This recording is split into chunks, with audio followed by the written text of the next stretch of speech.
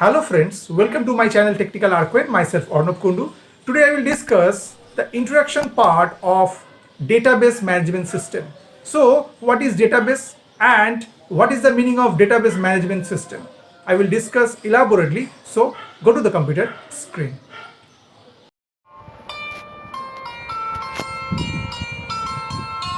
Today I will discuss the introduction part of DBMS. Okay, DBMS stands for Database Management System. Okay, so at first we should know what is database. The database is a collection of interrelated data which is used to retrieve, insert and delete the data efficiently, right? It is also used to organize the data in the form of a table, schema, views, and reports, etc. Okay. For example, the college database organizes the data about the admin, staff, students, and faculty, etc. Using the database, we can easily retrieve, insert, and delete the information. Okay. Now, we talk about the database management system, means the DBMS, right? DBMS is a software which is used to manage the database. For example, MySQL, Oracle, etc. are a very popular commercial database which is used in different applications, right? DBMS provides an interface to perform various operations like database creation, storing data in it, updating data, creating a table in the database, and a lot more. Okay, it provides protection and security to the database. In the case of multiple users, it also maintains data consistency. Okay, now I talk about the other part of DBMS. DBMS allows users the following tasks like data definition. It means it is used for creation, modification and removal of definition that defines the organization of data in the database. Okay. Next one, data updation. It is used for the insertion, modification and deletion of the actual data in the database. Third one, data retrieval. It is used to retrieve the data from the database which can be used by applications for various purposes. And last one, user administration. It is used for registering and monitoring users, maintain data integrity, enforcing data security, dealing with concurrency control, monitoring performance, and recovering information corrupted by unexpected failure, right? Now I talk about some characteristics of DBMS. It uses a digital repository established on a server to store and manage the information. Okay, it can provide a clear and logical view of the process that manipulates data. Okay, DBMS contains automatic backup and recovery procedures. Okay, it contains ACID properties which maintain data in a healthy state in case of failure, right? It can reduce the complex relationship between data. It is used to support manipulation and processing of data. Okay, it is used to provide security of data, and also it can view the database from different viewpoints according to the requirements of the user. Okay, now I talk about the advantages of DBMS. What are the advantages? Controls database redundancy. It can control data redundancy because it stores all the data in one single database file, and that recorded data is placed in the database. Okay. Number two, data sharing. In DBMS, the authorized users of an organization can share the data among multiple users. Number three, easily maintenance. It can be easily maintainable due to the centralized nature of the database system.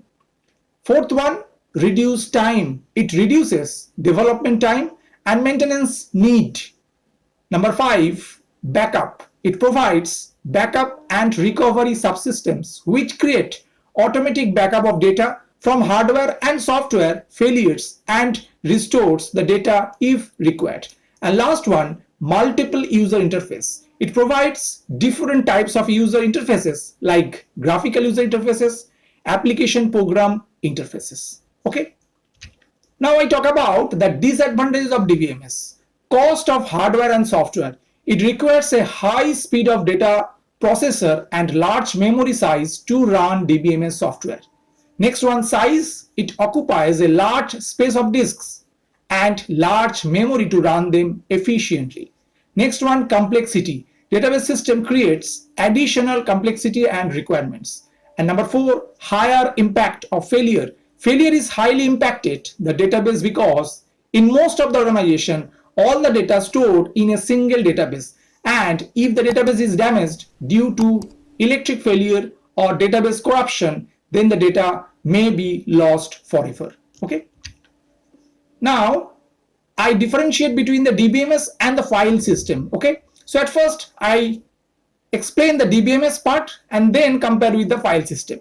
In case of DBMS, DBMS is a collection of data. In DBMS, the user is not required to write the procedures. But in case of file system is a collection of data. In this system, the user has to write the procedures for managing the database. Okay. In case of DBMS, it gives an abstract view of data that hides the details. But in case of file system provides the detail of the data, representation and storage of data. In case of DBMS, it provides a crash recovery mechanism, that is DBMS protects the user from the system failure. But in case of file system, it does not have a crash mechanism. That is, if the system crashes while entering some data, then the content of the file will lost. DBMS provides a good protection mechanism, but in case of file system, it is very difficult to protect a file under the file system. Okay. DBMS contains a wide variety of sophisticated techniques to store and retrieve the data, but file system cannot efficiently store and retrieve the data. Okay. DBMS takes care of concurrent access of data using some form of locking, but in the file system, concurrent access has many problems like redirecting the file while other deleting some information or updating some information. Okay. Now I describe 3 schema architecture of the DBMS. So using this picture, we have defined these 3 schema. Okay. The picture shows the DBMS architecture. Mapping is used to transform the request and response between various database levels of architecture. Okay. Mapping is not good for small DBMS because it takes more time. Okay. In external and conceptual mapping, it is necessary to transform the request from external level to conceptual schema. Okay. In conceptual or internal mapping, DBMS transform the request from the conceptual to the internal level. Okay. So for case of internal level is concerned, the internal level has an internal schema which describes the physical storage structure of the database. Okay. The internal schema is also known as a physical schema. Okay. Now for your conceptual level is concerned, the conceptual schema describes the design of the database at the conceptual level. Conceptual level is known as a logical level. The conceptual schema describes the structure of the whole database. Okay. And for your external level is concerned, at the external level, a database contains several schemas that sometimes called a sub-schema. And the sub-schema is used to describe the different views of the database. An external schema is also known as a view schema. Okay. Now I talk about the DBMS architecture. The DBMS design depends upon its architecture. The basic client-server architecture is used to deal with a large number of PCs, web servers, database servers, and other components that are connected with networks. Okay. The client-server architecture consists of many PCs and a workstation which are connected via the network. Okay.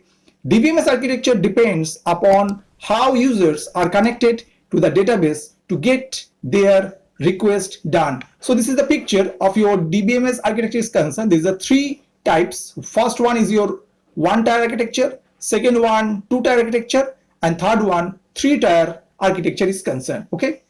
Database architecture can be seen as a single tier or multi-tier, but logically, database architecture is of two types, like two-tier architecture and three-tier architecture. Okay. So in case of one-tier architecture, the database is directly available to the user. It means the user can directly sit on the DBMS and uses it. Okay. For your two-tier architecture is concerned, the two-tier architecture is the same as basic client server. In the two-tier architecture, applications on the client end can directly communicate with the database at the server side.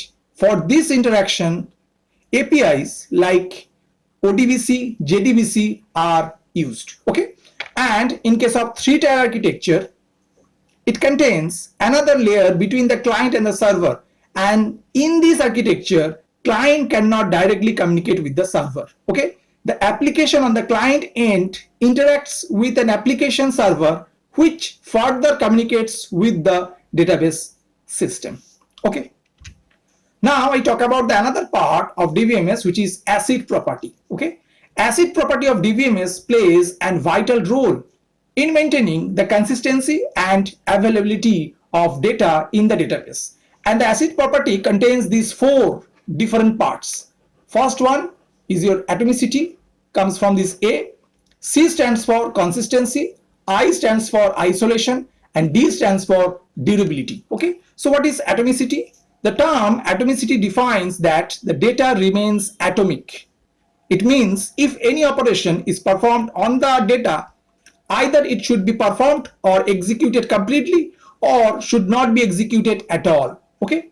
What the meaning of consistency? The word consistency means that the value should remain preserved always.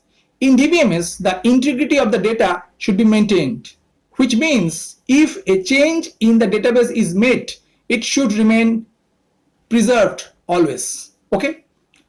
And the third part is your isolation. The term isolation means separation. In DBMS, isolation is the property of a database where no data should affect the other one and may occur concurrently. In short, the operation on one database should begin when the operation on the first database gets complete. Okay. And the last one, durability. Durability ensures the permanency of something. In DBMS, the term durability ensures that the data after the successful execution of the operation becomes permanent in the database.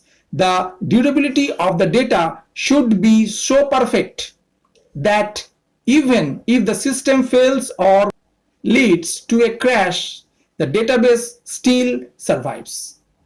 Okay. I hope that you have understood today's topic. For more videos, keep watching my channel Technical Arquin. Thank you and bye bye.